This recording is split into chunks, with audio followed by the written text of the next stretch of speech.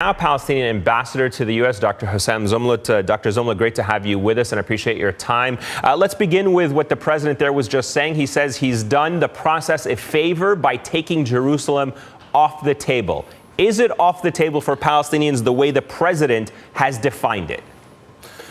Absolutely not. Jerusalem is not a matter of tables. Jerusalem is a very important issue. It's one of the major principles of the peace process, and there has been a long-held U.S. policy, international consensus, and even successive Israeli government approval that Jerusalem is a final status issue. Jerusalem has two sides. East Jerusalem has been under military occupation since 1967. This is international resolutions, consensus, and all American presidents who have tried to resolve this have started from the fact that this principle must always be respected.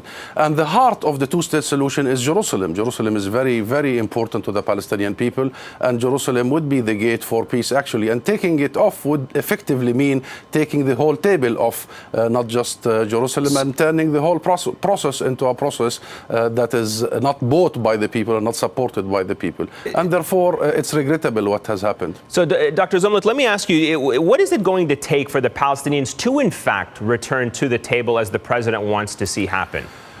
Well, throughout the negotiation process that started in 1991, the U.S. Has been the arbitrator, the mediator, and it has invited us based on very clear-cut principles.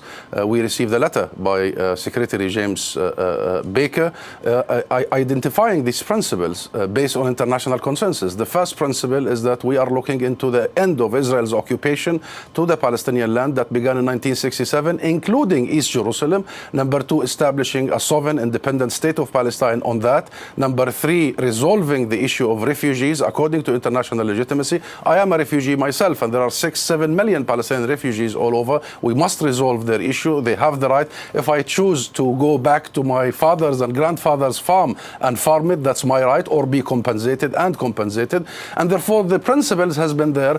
No one has the right to start destroying these principles and say that the Palestinians are not interested. Of course, we will not be interested in an empty process, definitely. So let me ask you about this, because the president says that he feels the Palestinian side have disrespected the U.S. by not meeting with the vice president, Mike Pence, when he was there just last week. Do you think it was a mistake to refuse that meeting? As you know very well, we have not been against such an encounter. In fact, ever since this administration has been in office, ever since President Trump has called our president, we have extended hand. We have been very positive in our engagement. Go back to all of our statements and remarks. We always say that this is an opportunity. For us, engagement has always to be meaningful. We do not talk for the sake of talking. Vice President Pence has made it absolutely clear that he stands fully behind recognizing Jerusalem for one side, taking off Jerusalem altogether, and therefore what was there to discuss? Discuss what exactly? If you are told that you have no access to your own city, Jerusalem is not a city we claim. Jerusalem is a city we own. We own every home, every mosque, every church, every street, every shop.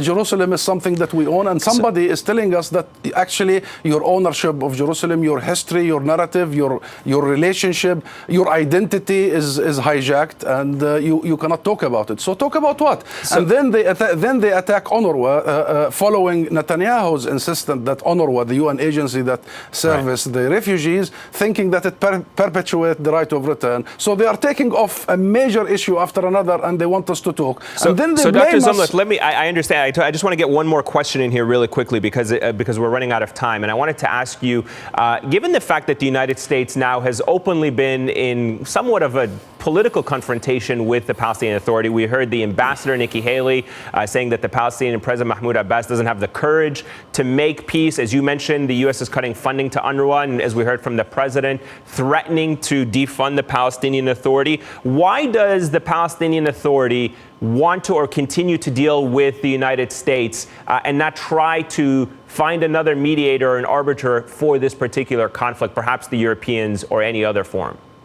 Well, that's exactly the position of the Palestinian leadership, that we need international forum, we need the implementation of international law, not the negotiations on international resolutions. We have never, throughout this history, negotiated the principles. Since the Madrid process that was invited by the US and the world, all the way to Oslo and the roadmap, several initiatives, never about the principles. The principles would be mentioned in page 1 of any of these initiatives. And therefore, yes, now we must revert back to multilateral forums. The world must be on the table, and that table must be based on international law, international resolution, and international consensus. And we have wasted so many years in a process that was definitely much more about the Israeli fallacies and fantasies of actually liquidating the Palestinian issue. And you know, Netanyahu appears in the Knesset just a couple of days ago as if he has won. Won what exactly? By destroying the tracks of peace, by destroying the last remaining possible option, and by leaving all of us either to the religious war that no one will benefit from, or to the full-fledged apartheid that the Palestinian people will definitely have a very strong answer for very soon. All right, Dr. Husam Zomlot, Ambassador of the Palestinian Liberation Organization to Washington, D.C., thank you very much for your time.